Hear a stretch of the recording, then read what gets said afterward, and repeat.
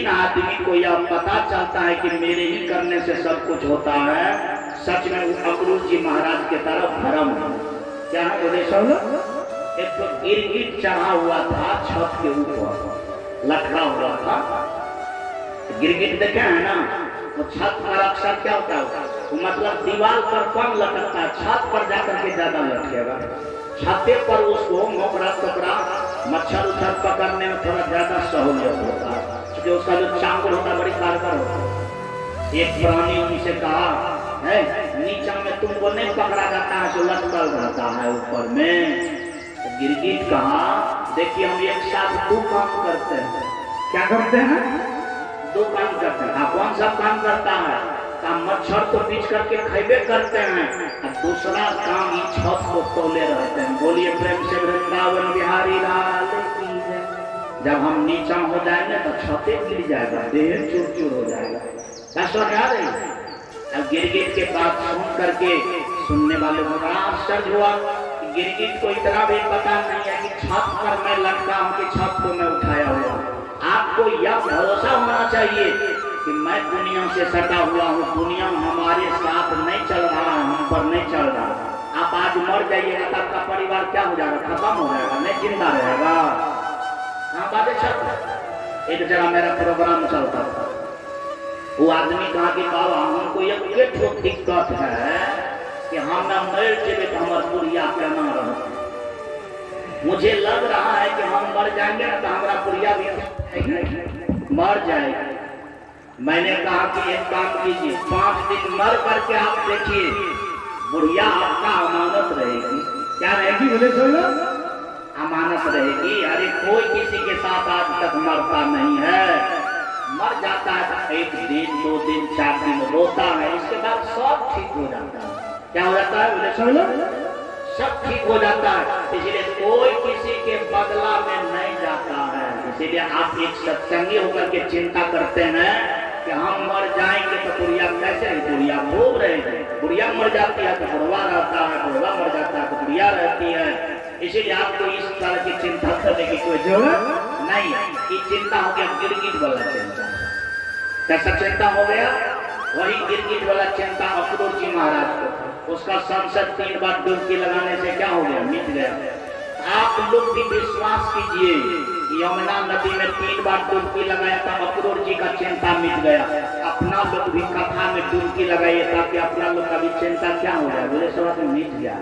चिंता करना ठीक बात नहीं। आपके बिना हो गाड़ी चले, एक आदमी मरल जा रहा है तो दुनिया चले कि नहीं चले? जाइए सब लोग मरे से 169 आदमी मरे, बढ़िया से बढ़िया मरे, बढ़िया आदमी का कमी हो गया है। बोले सब ऐसा मत समझिए कि हमारा जैसा विद्वान आदमी, हमारा जैसा समझदार आदमी मर जाएगा तो क्या होगा? महासंसार बढ़िया विद्वान हो जाएगा। समझ आ रही है कि आपसे अच्छा लोग हो जाएगा। इसलिए इस सब का चिंता करना ठीक बात नहीं है। इसीलिए एक बार जयकार करना है। बोलिए प्रेम से वृंदावन बिहारी लाल की जय। ले जाता है रथ, मथुरा प्रवेश करता है। मथुरा जो ही प्रवेश किया, मथुरा में नारा लगने लगा, कृष्ण भगवान की जय हो, कृष्ण भगवान की जय हो, कृष्ण भगवान की जय हो। इस तरह से नारा लगने लगा। और नारा जब लगने लगा, क्या कहा जाए? वास्तव में कंस को पता चल गया कि कृष्ण आ गया। क्या हो गया? और आते ही नारा लगने लगा। कृष्ण को आश्चर्य हुआ कि नारा लग रहा है, इसका मतलब है कि कृष्ण के पक्ष में मेरा भी देश का सब आदमी है। याद रहे, भीतर से कुछ हो, भीतर से सारा जीव आत्मा अच्छे ही लोग का साथ देता है। ऊपर से डर से हो सकता है किसी का और साथ दे, लेकिन जीवात्मा यह सोचता है कि अच्छा के साथ रहने में क्या होगा? बढ़िया होगा। सबसे पहले भगवान का गाड़ी जब अंदर जाता है तो एक माली से मिलता है। क्या मिलता है? बोले साहब, माली को भी पता चल गया इसका जय जयकार हो रहा है। और सच में सबको पता है कि वासुदेव का 8वां पुत्र है, और इसके ही चक्र में कंस बहुत काम किया, लेकिन आज वो जिंदा है। इस बात की खुशी की लहर है और सबके अंदर में विश्वास है कि कंस जो सोचता है ये होने वाला नहीं है, कंस का विपरीत होगा। क्या होगा बोले सुन लो, सबके अंतर की आवाज है। माली सब दिन कंस के गला का फूल का माला बनाने वाला था, पूजा की माला बनाने वाला था। आज माली के भी हृदय में हुआ कि मेरा इतना माला बनाना व्यर्थ रहा, आज एक कृष्ण के लिए भी माला बनाएंगे और आज मेरा माला क्या होगा, सार्थक होगा। और इतना दिन का फूल, इतना दिन का माला मेरा क्या हो गया, बेकार हो गया। और माली तैयार है, माली के पास अक्रूर जी महाराज आते हैं। अक्रूर जी महाराज पहचानते हैं माली को, इशारा देते हैं प्रभु श्री से कि प्रभु श्री ये कंस का माली है लेकिन अंदर से ये आपका पुजारी है, एक बार इस पर कृपा क्या कर दीजिए, एक बार कृपा कर दीजिए। माली आते हैं, फूल का माला पहनाते हैं, भगवान श्री माली को प्रेम से गले लगाते हैं और वास्तव में प्रेम का उद्धार करते हुए जिस तरह से पानी से पेड़ पौधा हरा भरा हो जाता है, यानी प्रभु श्री के प्रेम से माली का भी जीवन क्या हो गया, हरा भरा। माली को समझ में आ गया कि धरती पर जब से मैंने जन्म लिया था ऐसा प्रेम को नहीं देखा। इतना माला बनाया, इतना सारा कुछ किया, लेकिन इतना भारी प्रेम को नहीं देखा। आज मेरा जीवन जिस प्रेम को पाया है, वास्तव में इस प्रेम के सामने में दुनिया तुच्छ है और सच में आज ही जीवन का मुझे खुराक मिला है। इसीलिए किसी ने बड़ा सुंदर कहा, पोथी पड़ी पड़ी जन्मुआ पंडित भयान को ढाई आकर प्रेम का पढ़े से पंडित। वास्तव में बलराम के प्रेम को पढ़ना, उसमें पंडित का बात क्या करेगा बोलिए सब। जो आदमी बलराम का प्रेम पढ़ लेगा, पंडित का बात वहां चलेगा, पहुंच पाएगा बोले सब। देवकी का अगर प्रेम दूल्हा से पढ़ लेगा, ये प्रेम का पाठ पंडित के पुराण या पुराण में है नहीं। इसलिए प्रेम की पाठ बहुत बड़ा पाठ है और माली आज पढ़ करके क्या है, धन्य धन्य है। गाड़ी आगे बढ़ती है, वास्तव में एक धोबी पर नजर जाता है और अक्रूर जी कहते हैं, ये धोबी देख रहे हैं कंस का है, एक बार इनसे मुलाकात कर लें। कहा आपका भगत नहीं है, कहा भगत रहे चाहे रास्ता में जिनसे पल्ला पड़ेगा हम सबसे मुलाकात करेंगे। बात समझ में आ रही है। जो बात से उधार होने वाला होगा उनका बात से होगा, प्रेम से होने वाला होगा प्रेम से, लाख से मार मतलब मुकाबला है।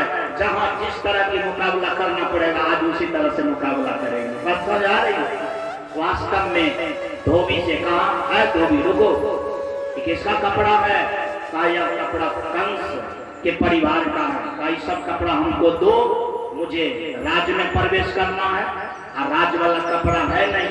कहा कि आप कम से कम इतना बात समझिए कि कंस जी महाराज के हैं, अरे आप जैसे तैसे आदमी, आपका जी खींच लेगा अगर जाने वाला। वास्तव में इतनी ही बात कहा, दो चार लपराक दिया और लपराक देते ही धोबी गिर जाता है, प्राण छोड़ देता है, उसका उद्धार हो जाता है। सब कपड़ा लेता है, एक दर्जी के पास जाता है, दर्जी अपने आप को धन धन समझता है, पैर पर गिरता है, हाँ हुजूर आज हमारे घर को, हमारे जीवन को सुंदर बनाए, आपकी आज्ञा क्या है। आज्ञा सुसम सेवा नहीं, आज्ञा को मानने के समान धरती पर कोई सेवा नहीं है, चाहे आज्ञा क्षणिक ही क्यों नहीं है, छोटा ही क्यों नहीं है। अगर वास्तव में जिनका सेवा करना चाहते हैं, अगर आज्ञा 100% मान लिए, समझिए उसका पूरा पूरा सेवा हो गया। दर्जी कहने से पहले आज्ञा मान लेता है कि कहिए हजूर क्या करना है। साफ कपड़ा को काट छांट करके हम लोग के जैसे बनाओ और सब टोपी सबके लिए बनाओ, सब पहनेगा, आज राजमहल में प्रवेश करेगा ताकि राजमहल अच्छा लगेगा।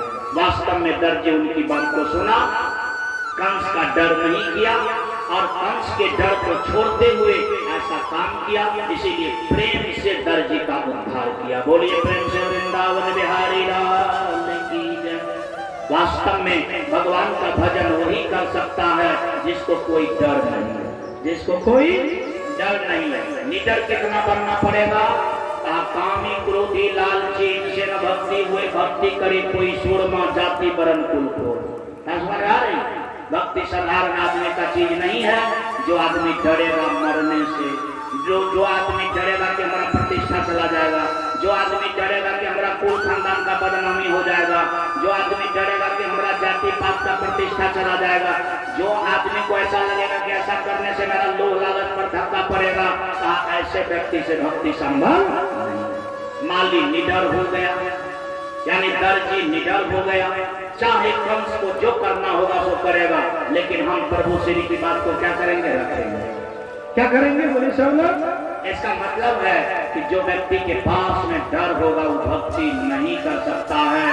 जो आदमी को किसी भी चीज का डर नहीं है, न खोने का डर है, न पाने का डर है, न कहीं कुछ बिगाड़ का डर है, वही आदमी क्या कर सकता है, भक्ति कर सकता है। प्रभु श्री को सच्चा प्रेम देता है। ऐसा प्रेम करके दर्जी को निहाल किया और जय जयकार करते हुए कंस के दरबार में प्रवेश कर दिया। कंस कहते हैं सबको, कृष्ण आ गए, बलराम आ गए, उनकी सुरक्षा अच्छा से होना चाहिए ताकि कृष्ण को पता चले कि मैं यहाँ का मुख्य अतिथि हूँ। क्या हूँ? मतलब मेरे साथ कोई अत्याचार नहीं किया जाएगा। ऊपर से खाने पीने या बोलने चालने में किसी भी प्रकार का दिक्कत नहीं होना चाहिए। और रात में फिर देखा जाएगा, इनके साथ जो करने का हुआ सो करेंगे या कुछ युक्तिपरक बात करेंगे, लेकिन सेवा में किसी भी प्रकार का कमी नहीं होना चाहिए। क्योंकि चापलूस वाला जो बात होता है वो तो थोड़ा ज्यादा मीठा होता है, ज्यादा सुंदर होता है। बस समझ आ रही है? सच में उनका बहुत अच्छा से रख रखाव किया गया। सब आदमी समाचार पूछने के लिए आया। सच में कंस नहीं आया। कृष्ण को पता चल गया कि जो आदमी निमंत्रण दिया वो स्वयं नहीं आया, तो वास्तव में इसका मतलब है कि कंस अपने को बड़ा समझता है, जबकि अतिथि के सामने में कोई भी व्यक्ति बड़ा नहीं होता है। अतिथि ही घर का देवता होता है, सबसे बड़ा होता है। लेकिन कंस और उनके बड़े से बड़े जो अनुयायी लोग थे वो नहीं आया। इसका मतलब है कि वास्तव में यह स्वागत नहीं है, इनसे बड़ा कोई निरादर नहीं है। बस सुना रही, याद रहे, आप किसी के यहाँ पधारे, आपको रसगुल्ला खिला दिया, पूरी खिला दिया, खूब अच्छा से अच्छा, यानी पोषक तकिया दिया, लेकिन मालिक यदि आपके पास नहीं आया तो समझिए आपका सच्चा सेवा नहीं हुआ। समझा रहे? अरे रोटिए सबके खिलावे, कम्बले दे सोने के लिए कोनो बात नहीं है। अगर मालिक स्वयं आया, दो चार लाइन बात किया, सब कुशल मंगल हुआ, तो समझिए 100% सेवा हुआ। समझ आ रही है? इसीलिए सेवा इस तरह की बात है। भगवान कृष्ण समझ गए कि यहाँ मेरा सेवा नहीं हो रहा, मेरा यहाँ क्या हो रहा है, बोले चलो मेरा अच्छा कोनो बात नहीं। अरे आए हैं जहाँ जिस चीज में उस चीज को करना चाहिए। भगवान श्री अक्रूर जी महाराज से कहा, अक्रूर जी, अरे हम लोग तो आए थे यज्ञ को देखने के लिए, निमंत्रण दिया था। कंस भी अब नहीं आया है मिलने के लिए। एक काम करते हैं, तब तक धनुष यज्ञ को ही जाते हैं देखने के लिए। क्या करेंगे घर में बैठे? अक्रूर जी महाराज बोले, अभी आप वैसे नहीं निकलिए, आप बहुत अच्छे आदमी हैं, बड़े आदमी हैं, मुख्य अतिथि हैं। अरे 10-20 आपके आगे पीछे रहेगा तब जाइएगा, खतरा उतरा भी है, बच करके चलना। भगवान श्री बोले, अच्छा कोनो बात नहीं, अभी दिन तक अभी कोनो माहौल गर्म नहीं है, अभी हमको अकेले देखने के लिए जाने दीजिए। बलराम बोला कि हम भी जाएंगे, आप भैया रहे साथ में तो कोई बात नहीं, और लोग की जरूरत नहीं। बलराम और कृष्ण अकेले चलते हैं भ्रमण में, और भ्रमण में चलते हैं धनुष को देखने के लिए। कहाँ देखने के लिए? धनुष को देखने के लिए। और जो ही धनुष को देखने के लिए आगे बढ़ता है, रास्ता में कुब्जा आ रही थी। क्या आ रही थी बोले सब लोग? यानी कंस के ही द्वार आ रही थी, और कंस के घर में वो चंदन पीसने का काम करता।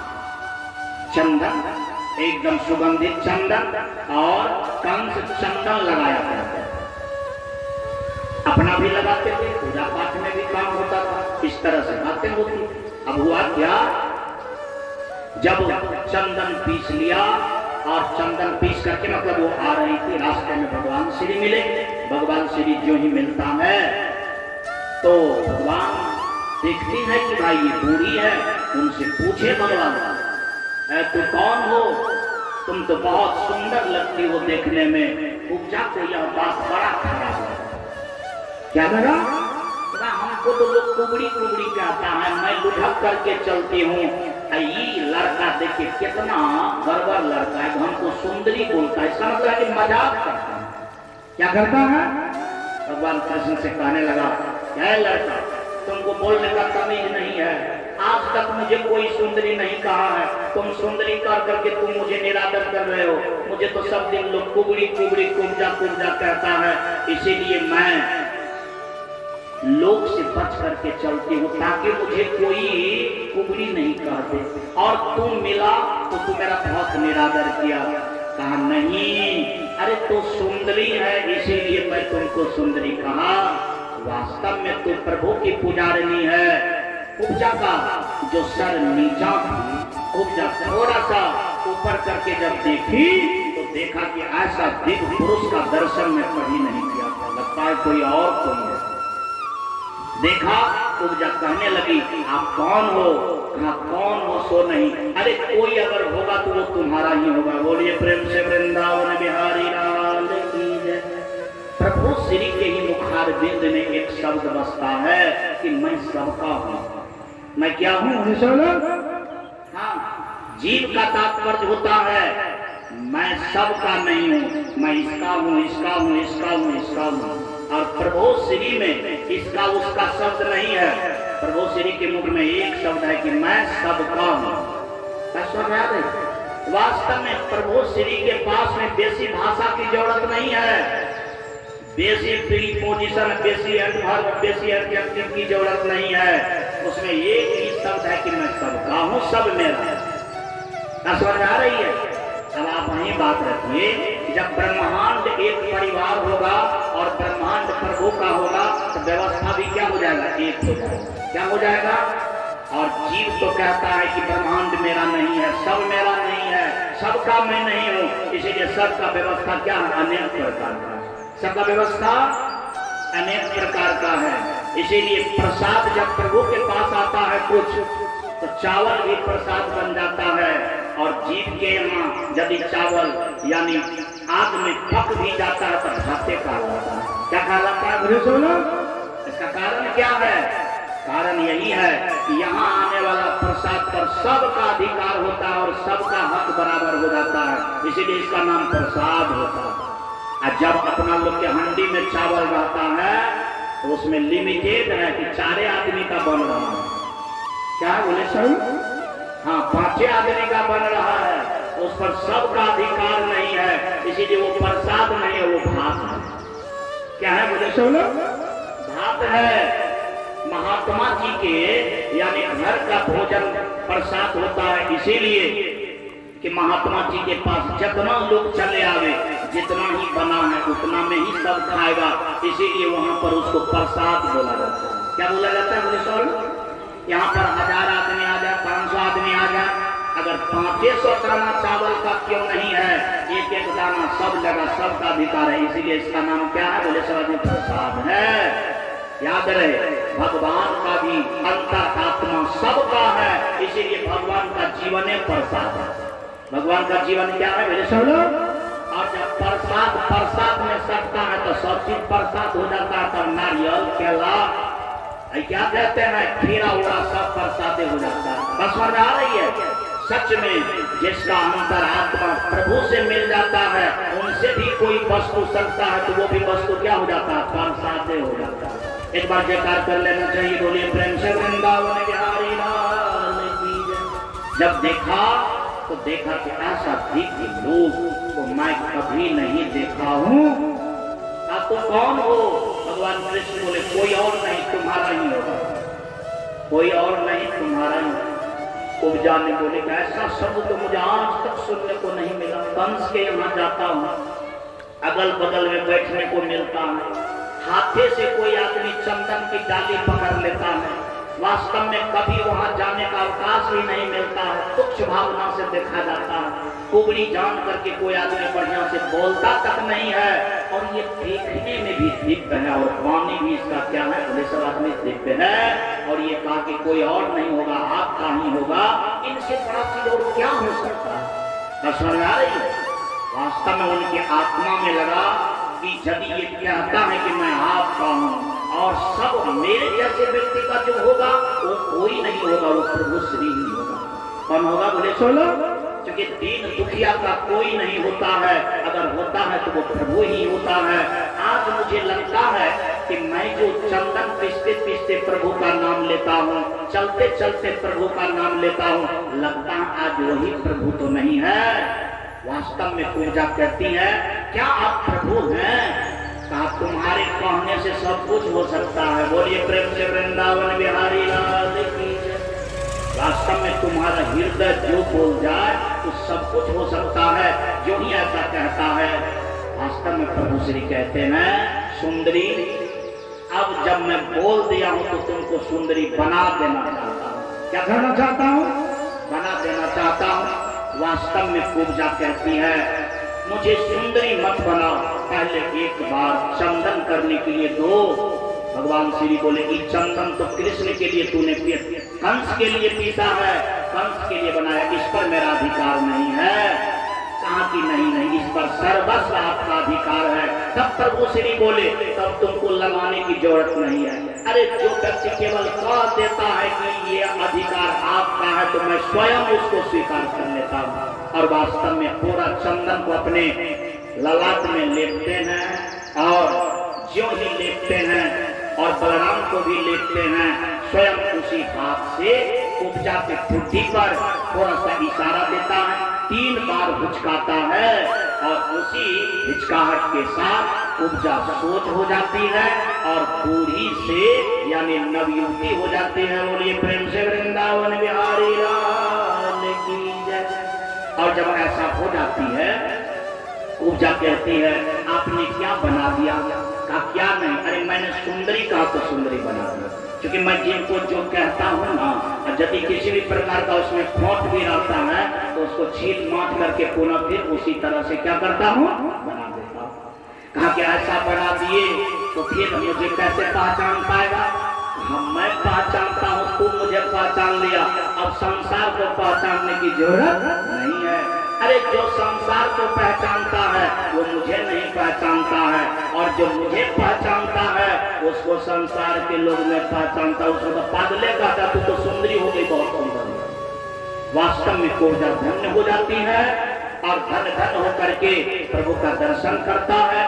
भगवान कृष्ण आगे बढ़ते, जो ही आगे बढ़ा कुछ दूर गया और जहाँ पर धनुष पूजन हो रहा था, धनुष को अलग से ही देखा, वहाँ बहुत पंडित जी सब लगा हुआ कि कल इसका पूजन होगा, इसीलिए सब आई, यानी उन पर अनेक अनेक तरह का विधि विधान की बातें पर चर्चा हो रही थी। वहाँ पंडित जी सबका ढेर था। भगवान कृष्ण को जब देखा पंडित जी सब इशारा किया, ये 2 बालक दिव्य तो बड़ा अच्छा है, ऐसा बालक को तो अपना लोग नहीं देखे हैं। वास्तव में पंडित जी सब इशारा किया कि आओ निकट से देखो। क्या करो? निकट से देखो, क्योंकि अच्छा चीज तो सबको अच्छा लगा। और जब निकट आया तो प्रभु श्री बोले अच्छा एक बात तो ये पंडित जी, आप लोग अभी क्या कर रहे हैं? आप पूजा कर रहा हूँ, कल इसका पूजा होगा, उसी के विधि विधान के विषय में सोचा जा रहा है। कल देश विदेश का यहाँ पर राजा आएगा और सच में इस धनुष को चढ़ाने की बात होगा। यह धनुष शंकर भगवान का दिया हुआ है, इसको कोई आज तक नहीं हिला सका है। कल देखा जाएगा कि कौन हिला सकता है। प्रभु श्री बोले अच्छा एक काम कीजिए, हमको भी छू करके थोड़ा देखने के लिए दीजिएगा। अरे कल होगा, हम लोग तो बच्चे हैं, कल छूने का अवसर मिलेगा कि नहीं मिलेगा, एक बार हमको छूने के लिए दे दीजिए, अभी लोग सब नहीं है। कोनो बात नहीं है, एक बार छू करके देख लो। छू करके देखता है, प्रभु श्री बोलते हैं अच्छा एक काम कीजिए ना, छू तो लिए, थोड़ा सा इसको डुला करके हिला करके देखें कि ये हिलता डुलता है कि नहीं। यह बात जब कहा तो सब पंडित जी हंसने लगा, क्या आज तक इसको कोई नहीं उठा पाया, अब तो इतना सरल है, अभी तक तुम्हारा दुधिया दांत बढ़िया से नहीं टूटा है, अगला चट दांत टूटा होगा तुम उठाने के लिए चला। वास्तव में पंडित जी से दूसरा बार बोला कि आज्ञा हो तो एक बार हिम्मत करो। पंडित जी बोला इसमें आज्ञा देने की क्या जरूरत है, अरे तुम हिलाओ डुलाओ, कम से कम ताकत लगा करके तो देख लो। भगवान श्री पूरा ताकत नहीं, तनिक सा ताकत लगाता है, धनुष उठ जाता है। धनुष क्या हो गया? उठ गया।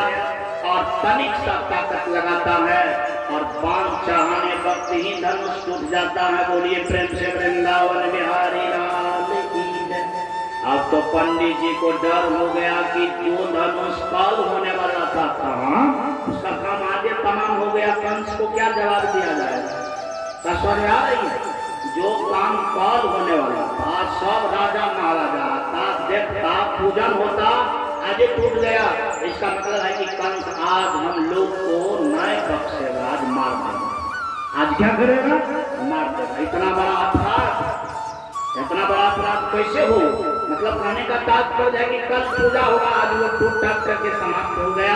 किसी न किसी तरह से भगवान कृष्ण बोले पंडित जी से, तो पंडित जी चिंता मत कीजिए, जैसे धनुष है वैसे मैं सटा देता हूँ। किसको पता है कि धनुष टूटा है कि नहीं टूटा? क्या समझ आ रही है? वास्तव में वैसे सटा देता है।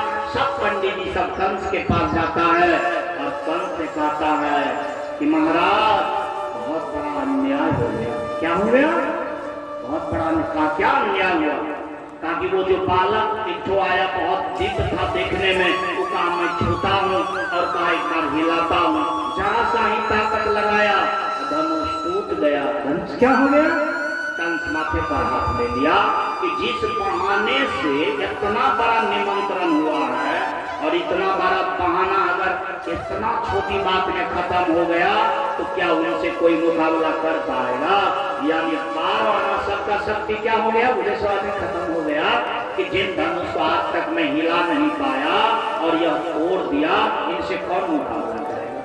लेकिन एक बात जाने, वीर भरत में बहुत सुंदर विचार भी क्या हो जाता है? बोले सवाल में खत्म हो जाता है। याद रहे, बहुत बड़ा अगर निर्णय लेना चाहिए 10 आदमी के बीच में नहीं, अकेला। आज तक 10 आदमी के बीच में बड़ा निर्णय नहीं लिया जा सकता। समझ आ रही? बड़ा निर्णय लेना हो तो क्या लेना चाहिए? अकेला। वास्तव में कंस को 10 आदमी मिल करके बोल रहा है, अरे कंस क्या चिंता करते हैं? अरे धनुष से तो टूट गया, हम सब लोग अभी है ही है। अरे भाई आप हैं, लेकिन आपसे धनुष नहीं उठता, सो खत्म हो गया। ये बात का ज्ञान आदमी के पास में नहीं है। ये कल ही वाली बात हो गया। अंगद का पैर नहीं उठा, रावण को इतना ज्ञान नहीं है। अंगद का एक पैर भी नहीं उठा सका। जिस मालिक के दास का पैर नहीं उठा, उस मालिक से कैसे लड़ा जा सकता है? यानी इतना बड़ा ज्ञान नहीं हो पाया। इसीलिए कि सब सेना मिलकर के कह दिया, महाराज की चिंता करने की जरूरत नहीं है। मेघनाथ कह दिया, पिताजी जब तक मेघनाथ रहेगा तब तक आपको चिंता करने की जरूरत नहीं है। 10 आदमी के बीच में, 10 आदमी के बात में दम होता है, लेकिन सबसे बड़ी शक्ति नहीं होती है। याद रखो, सबसे बड़ी शक्ति होती है एक आदमी और एक विचार में। क्या होता है बोले सब लोग? हाँ, अब जैसे मान लिया जाए आपको साधारण बाबाजी बनना है। क्या बनना है? 10 आदमी को बैठा करके पूछे, हो बाबाजी हमारा मन से बने, तोरा के विचार था? 10 में से 9 आदमी गया, दिमाग पगला गए, बहुत बाबाजी का दखल है। समझ आ रही है? 10 ठो मठ के बाबाजी का नाम देगा, फल्ला बाबाजी के हाल दे, चिल्ला बाबाजी के हाल दे, ऐ बाबाजी के हाल दे। बस समझ आ रही है? हाले दिखाते दिखाते आपका पावर सीज कर देगा। क्या कर देगा बोले सब लोग? पावर सीज कर देगा। इसीलिए बड़ा विचार पारित हो पाया। बाजू सब लोग आप लोग बड़ा विचार कीजिए। 10 आदमी को बैठा करके कहिए, ये हो सब आदमी के जोड़ हो एक बड़का स्कूल खोल रहे। क्या खोलना है बोले सब लोग? सब आदमी कहेगा कि बड़का स्कूल खोल, कोई नमहर आदमी था जिसको पेट लगा कि नहीं खुला। समझ आ रही है? बस ऊपर का काम चौपट, बड़ा काम क्या हो जाएगा? आप 10 आदमी को पूछिए, आप कहिए कि हे हो हमको सहयोग कीजिए, हमको IAS बनना है। क्या बनना है? अब 10 आदमी कहेगा कि भाई इनको सहयोग करके IAS बना देंगे, तो हम लोग क्या करेंगे? तब हम लोग स्टाफ में काम करेंगे। वास्तव में बड़ा से बड़ा चीज बनने के लिए एकात्मक विचार चाहिए। कैसा चाहिए? एकात्मक। आपको ये बात थोड़ा सा लगेगा दब, लेकिन बड़ा से बड़ा जो धारणा है तो वास्तव में 10 आदमी के साथ नहीं होता है। हाँ, 10 आदमी को लेकर के चला जा सकता है। याद रहे, 10 आदमी से सहयोग लेना अलग बात है, लेकिन विचार में 10 आदमी को सम्मिलित करना अलग बात है। बात समझ आ रही है? यानी बड़े विचार में 10 आदमी को सम्मिलित करना ठीक बात नहीं है। विचार को कार्य में परिणत करने के लिए 10 के बदला 1000 आदमी। बात समझ आ रही? इसके नाम है बुद्धिमता। गजेंद्र बाबू, इसके नाम है बुद्धिमता। एक बार देखा करना पड़ेगा। बोलिए प्रेम से वृंदावन बिहारी लाल की जय। वास्तव में अगर 10 आदमी के बीच में यह बात कहता भगवान कृष्ण की मौन है धनुष तोड़ दिए तो कहते न कायल तोड़ियो। क्या कहता? अच्छा आज नहीं कहा, लेकिन वास्तव में एकात्मक विचार है, होना था कल हो गया आज। वो है एकात्मक विचार। क्या है बोले सब लोग? एकात्मक विचार। वास्तव में पंडित जी सब गया कंस के पास। कंस के पास जब यह बात कहा, कंस का वैसा होने के लिए क्यों दिया? पता कहाँ था कि तोड़ देगा, पता तो चलता था कि इनसे कुछ होने जाने वाला नहीं, लेकिन हो गया। क्या हुआ बोले चलो? यहाँ पर एक बात और है, किसी पर ऐसा मत कहिए कि इससे कुछ नहीं होने वाला है। ये बात बड़ा हानिकारक है। क्या समझ आ रही है? भूल से भी नहीं कहिए कि आदमी से कुछ होने जाने वाला नहीं है। आज तक जिनसे कुछ होने जाने वाला नहीं समझा, उसी से सब कुछ हुआ है। उसी से क्या हुआ है मुझे सुन लो। चूंकि कृष्ण के भी विषय में कहा कि उनसे कुछ नहीं होने वाला है तो धनुष टूट गया। और जिन समय में राम भी जा रहा था धनुष तोड़ने के लिए, तो सब राजा सब हंसता था कि हाँ अब जो है ना, मतलब पहलवान से काम नहीं हुआ तो चूहिया अब चला है काम करने के लिए। समझ आ रही है? भगवान राम को चूहिया कहता था। क्या कहता था? इतना ही नहीं, यानी राजा जनक की पत्नी सुनैना बोली। क्या बोली सुनैना? सुनैना कहती है कि राजा जनक का दिमाग जो है खराब हो गया। 60 साल का पहलवान, 50 साल का पहलवान कुछ नहीं कर पाया। केला के गौधा जैसा शरीर है, चलता तो लपक करता है, ठीक है, इनसे क्या होगा? बात समझ में आ रही है? अब बताइए, लड़की के माँ के भी दिमाग में यही बात है, और सब लोग के तो दिमाग में जो है तो है, लेकिन इनके भी दिमाग में है। लेकिन वही आदमी से धनुष इतना तीव्र गति में टूटा कि कोई देख भी नहीं पाया। इसका मतलब है किसी को कुछ नहीं समझना की बहुत नाकामी है। क्या है बोले सोलो? हो सकता है वहां से क्या हो जाएगा कोनो बात नहीं है। याद रहे, पहले अणु बम बनता था बड़का, समझ आ रही है? अब परमाणु बम बनता है छोटका। अब तो ऐसा बम बनता है कि ले जाने की भी जरूरत नहीं, कंप्यूटर से फायर हो जाता है। बोलिए प्रेम से वृंदावन बिहारी लाल की। तो वास्तव में जो बहुत छोटा होता है वो क्या होता है? बहुत मोटा होता है। जो बहुत महीन होता है वो बहुत शक्तिशाली भी होता है। बात सच है कि गलत? सच में पानी का अणु परमाणु बहुत पतला है ना, इसीलिए तलवार से काटता भी है तो आज तक पानी को कोई काट पाया है? धरती का अणु परमाणु यानी कण मोटा होता है तो काटता है तो कट जाता है कि नहीं कट जाता है? बोले सोलो। उनसे भी हवा का अणु परमाणु पतला होता है। वास्तव में उसको किसी भी प्रकार से कुछ हो करता है, आज तक वो फटा चिटा है। इसीलिए जो जितना महीन होता है, जो जितना सख्त होता है, वो उतना ही शक्तिशाली होता है। इस बात का पता पंडित जी को नहीं लगा। इसका मतलब है कि असली पंडित जी नहीं था। बस समझ में आ रही है? कंस के पास में जो पंडित जी था, यदि उनको इस चीज का ज्ञान हो जाता तो वास्तव में वो कहबे न करता है कि एक बार टेप करके देखो, कल देखा जाएगा। क्या देखा जाएगा? कल। इसीलिए इस महीनता का ज्ञान जिनके पास हो जाएगा, उभरी सभा में या किसी को यानी हीन भावना से तिरस्कार नहीं करेगा और वास्तव में सबको सम्मान देते हुए आगे बढ़ जाएगा। क्या हो जाएगा? वास्तव में अब कंस ने सोचने लगा क्या करना चाहिए, कैसे मरेगा। सब आदमी दिया सलाह कि तुम्हारे दहेज में एक हाथी दिया है। क्या दिया है? हाथी जो है ना बहुत कारगर है, क्योंकि दहेज वाला हाथी को तुम्हारा पत्नी भी खिलाई है और तो भी खिलाया है। इसके बाद हाथी का तो क्या कहते हैं, वो चराने वाले रखने वाले का नाम होता है, उसका नाम होता है, क्या नाम होता है? उसको क्या नहीं हिंदी में कहा जाता है? आप जो बोले वो तो बोले, लेकिन वो जो है ना वो एक तो ठेठी वाला बात है, लेकिन उनका एक बहुत सुंदर नाम है। आइए आप लोग समझ गए होंगे, मुझे अभी नहीं पूरा रहा है। एक बार जयकार कीजिए, बोलिए प्रेम से वृंदावन बिहारी लाल की। सच में वो भी खिलाता बहुत कारगर है। कहा उसको दारू पिलाओ। क्या क्यों करो? दारू पिलाओ, दारू पिला करके उसको जो आप पागल बना दो। और सच में कल वो हाथी को सुबह सुबह ही भगवान कृष्ण जिस रास्ते से होकर के घूमेगा फिरेगा उसी रास्ते पर छोड़ दिया जाएगा और वो पागल रहेगा, उसको पकड़ करके मार देगा।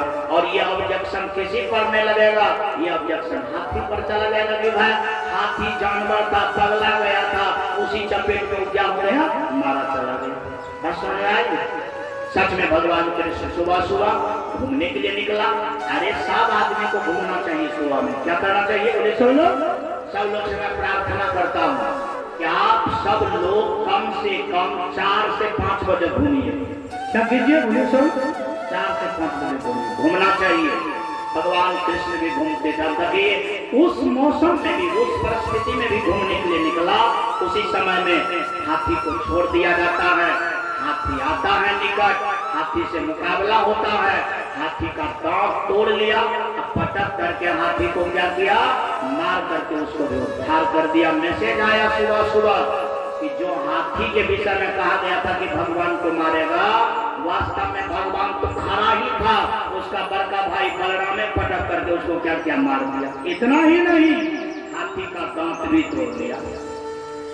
तब तक में भगवान और बलराम दोनों भाई कंस के द्वार पर आते हैं। मतलब जहाँ कंस बैठते थे, जहाँ राज सिंहासन था, वहीं पर आया और कंस से कहता है कि मामा जी मैं कल ही आया हूँ और आप लोग मुझे निमंत्रण देकर के बुलाए हैं। कम से कम आपको होना चाहिए कि एक बार भेंटो घाट करना चाहिए, लेकिन आप लोग नहीं किए। कोनो बात नहीं है, मैं आपके पास आया हूँ एक संदेश लेकर कि राजा को देखने के लिए जाना है तो कुछ लेकर के जाना है। क्या करना चाहिए? संत राजा की सबका जो दर्शन होता है, यानी वास्तव में उनके दर्शन के लिए कुछ शुभ बात होनी चाहिए। अरे कुछ ना कुछ क्या होना चाहिए, शुभ बात होनी चाहिए, यानी आदर होना चाहिए। क्या होना चाहिए उसके लिए? आदर होना। नहीं कुछ है ना तो फूल भी देना चाहिए। क्या देना चाहिए? फूल से भी, उससे भी ना होना तो कम से कम हाथ जोड़ करके बंधन भी होनी चाहिए। क्या होनी चाहिए? हाथ जोड़ करके बंधन किया और उनको हाथी का जो दांत था, वो दांत जो है कहने का तात्पर्य है कि संदेश रूप में दिया कि हाथी का दांत तो बड़ा कीमती होता है, इसीलिए यह कीमती चीज आपके हम क्या कहते हैं स्वागत में लाए हैं मामा जी। यह जो चीज देखा तो मामा जी का तो पारा गर्म हो गया। क्या हो गया बोले? तरवा का जो लगा था वो मगज पर चला गया। अरे भाई सोचा कुछ है, हो जाता है कुछ, यानी उल्टों से उल्टा हो जाए, वास्तव में कितना खैर की बात है। वहां पर बहुत सारे लोग जमा हो जाते हैं। सब जब जमा हो गया तो वास्तव में अब क्या पूजन होगा, क्या क्या होगा। तो होने के लिए अभी राजा महाराजा उतना आया भी नहीं है, जितना ही था कार्य स्टार्ट होता है। कार्य स्टार्ट होता है वास्तव में वहीं पर मल युद्ध शुरू होता है। मल युद्ध में जो भी लोग दोनों भाई से भिड़ता है सबको मार करके क्या करता है, खराब कर देता है। कंस सोच लिया कि फैला पची युद्ध करने से ही मरने वाला नहीं है, इसलिए सब आदमी मिलकर के प्रहार कर। जैसे अभिमन्यु से कोई अकेला यदि मुकाबला नहीं कर पाया तो सब आदमी मिलकर के क्या क्या प्रहार करके उसको मार दिया। उसी तरह से योजना शुरू किया, लड़ाई छिड़ गया और लड़ाई छिड़ने के बाद भगवान श्री कृष्ण सबको छोड़ करके कंस के पास आते हैं और कंस से मुकाबला करना शुरू करते हैं।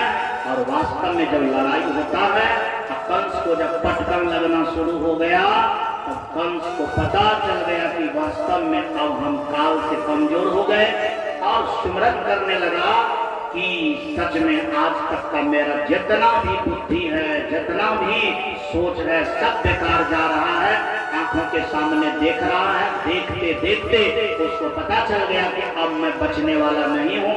वास्तव में थोड़ा देर के बाद उसको इस बात को मानना पड़ रहा है, क्योंकि भगवान कृष्ण जब कंस के पास गया तो कंस ने एक बात कहा कि मामा अभी भी आपका समय है। क्या है बोले? सुनो, अभी भी क्या है?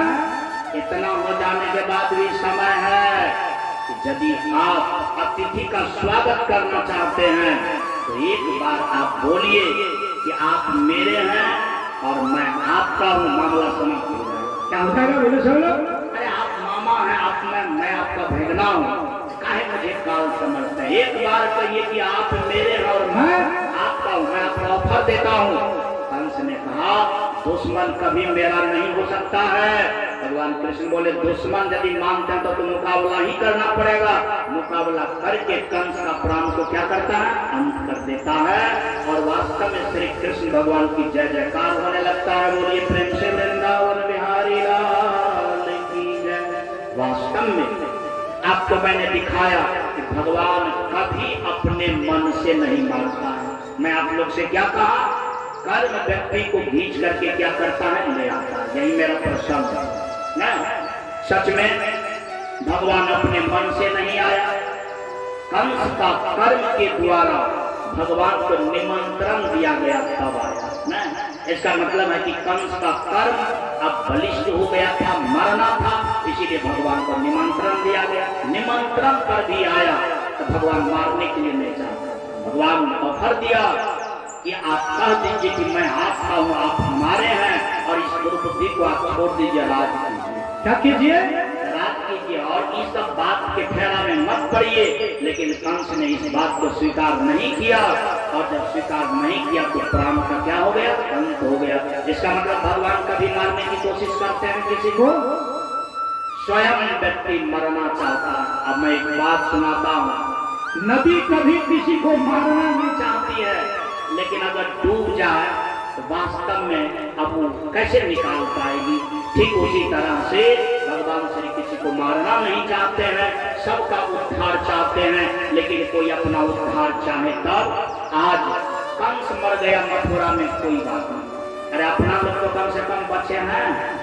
बोले सर, अगर अपना लोग बचे हुए हैं तो ये कथा आज कंस के लिए नहीं हो रहा है, ये कथा किसके लिए हो रहा है? अपना लोग के लिए हो रहा है। वास्तव में अगर ऐसी दुर्बुद्धि अपना लोग के पास है, ऐसी बात अपना लोग के पास है, तो जिस तरह से कंस को कहा गया था कि सरेंडर हो जाओ, उसी तरह से आज अपना लोग को क्या हो जाना चाहिए? बोले सब लोग सरेंडर हो जाना चाहिए और भगवान के साथ समझौता कर लेना चाहिए, ताकि भगवान काल भी बना हुआ है तो वो भी अपना लोग के लिए क्या हो जाए? भगवान क्या हो जाए? बोले सब लोग भगवान हो जाए, और वास्तव में किया हुआ कर्म का अंत हो जाए, और जो कर्म काल था वो सो कर्म अपना लोग को सुखदायी स्वर्ग बन जाए। तो ऐसा अगर विचार बना लें तो वास्तव में समाज से, परिवार से, जीवन से कंस वृत्ति का क्या हो जाएगा? विदाई हो जाएगी। क्या हो जाएगा? बोले सब लोग विदाई हो जाएगा। और जो ही कंस वृत्ति का विदाई होगा तो वास्तव में अपना लोग भी अजय हो जाएंगे, अमर हो जाएंगे, सुंदर हो जाएंगे। फिर अपना लोग के पास जो काल आएगा तो काल लौट करके क्या हो जाएगा? चला जाएगा। अब आइए देखिए, भगवान कृष्ण कंस को मार करके कारागार पहुंचता है। माता पिता को कारागार से क्या करता है? मुक्त करता है। माता पिता देखता है अपने बेटा दिव्य को। सच में वासुदेव और देवकी बहुत खुश होता है कि मेरा बेटा कितना महान है, कि जिसके चलते मैं कारागार में था, वास्तव में वह भी समाप्त हो गया और मेरा बेटा मार करके मुझे आया है, यानी बढ़िया करने के लिए। बहुत ही प्रसन्न हुआ। भगवान कृष्ण पैर पकड़ करके रोने लगते हैं कि मैं बहुत ही पापी आदमी हूँ कि तूने मुझे जन्म दिया, लेकिन तुम्हारा सेवा मैं नहीं कर पाया, मैं तुमसे दूर रहा। वासुदेव रोने लगते हैं कि बेटा इसमें तुम्हारा दोष नहीं है, इसमें मेरा दोष है कि मैं ही तुझे गलत किया। वासुदेव अपने को दोषी कहता है, बेटा अपने को दोषी कहता है। दोष में से दोष गले एक में से एक गले तो की भाग हाँ बाजे चल नहीं कही गल नहीं वासुदेव के दोष भले बेटे के दोष भले। इसका नाम विचार है।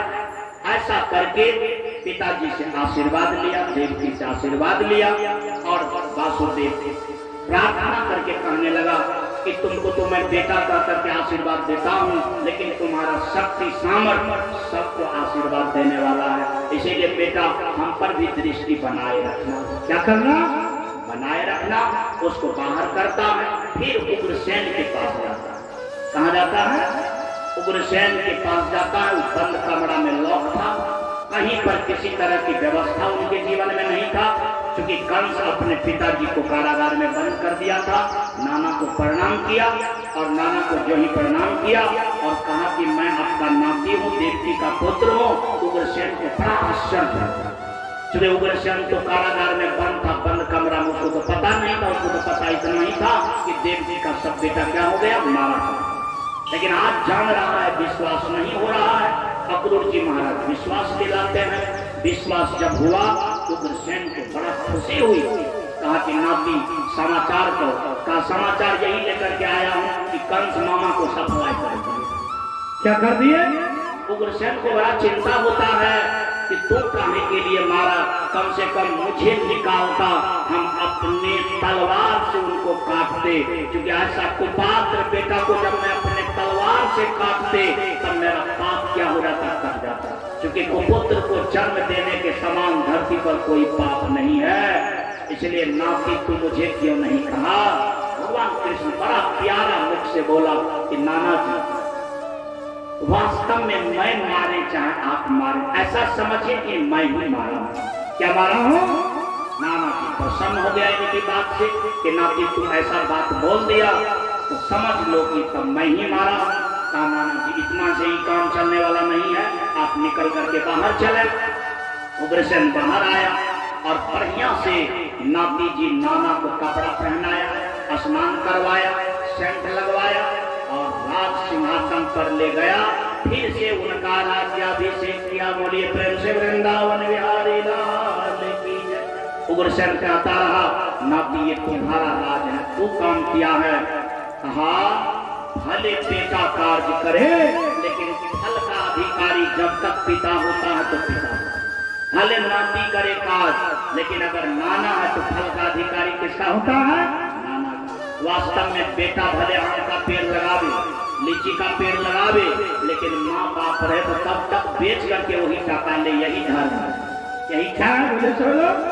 यही धर्म है। नाना अपने नाती के बात सुन करके बड़ा खुश हुआ और अपने हृदय से कहा ऐसा ही वंश में अच्छा से अच्छा लोग होता रहे, ताकि सबका कल्याण होता रहे। सबका क्या होता रहे? कल्याण होता रहे। उग्रसेन अपने आप को धन धन समझता है और राज्य करता है। पुनः प्रभु श्री वासुदेव और देवकी माँ के पास आता है और आकर के वासुदेव चिंता करता है कि अब मेरा बेटा का उपनयन संस्कार होना चाहिए। क्या होना चाहिए? उपनयन संस्कार होता है और वासुदेव बेटा से कहता है कि बेटा अब तुमको पढ़ना चाहिए। क्या करना चाहिए? बताइए, राजा बनने योग्य हो गया, इतना बड़का से बड़का काम किया, लेकिन बेटा को कहता है पापा तुमको क्या करना चाहिए? पढ़ना। पढ़ना कितना बड़का चीज है, पढ़ना कितना बड़का चीज है। जैसे आदमी कहता है आप टका कंडा लगली तो पढ़ के की करेंगे?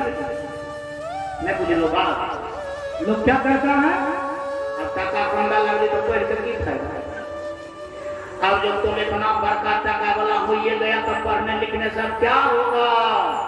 अब देखिए भगवान कृष्ण इतना कारगर हो गया। अब तब पिताजी कहता है, क्या कहता है? बेटा पढ़ना चाहिए। पिताजी के बात को सुन करके यानी भगवान कृष्ण बोला हाँ पिताजी मुझे पढ़ना चाहिए। क्या करना चाहिए? पढ़ना चाहिए। माता पिता से आशीर्वाद लेता है। संदीपनी मुनि के पास में चले जाता है। क्या करने के लिए? पढ़ने के लिए। वहाँ अपना पढ़ाई करता है, जीवन को सफल बनाता है। तो मैं आज कथा को यही विराम देता हूँ और ये कहना चाहता हूँ कि कर्म बहुत बड़ा चीज है जो आपको खींच लेगा। इसलिए कर्म को समझना है और जीवन में पढ़ाई का क्या करना है, निस्वार्थ महत्व देना है। बीच की बहुत सारी कड़ी आया कि हर वक्त यानी एक स्त्री को अपने पति से रिश्ता करना चाहिए। पति है तो बेटा के बात पर चलने की जरूरत नहीं है। बड़े भाई को अपने छोटे भाई के लिए जान प्राण देना चाहिए, यह धर्म है। ये सारी बात का निदान हुआ। इन्हीं चंद शब्दों के साथ वाणी में विराम। सबके चरणों में प्रणाम। बोलिए प्रेम से वृंदावन बिहारी लाल की जय। गोविंद।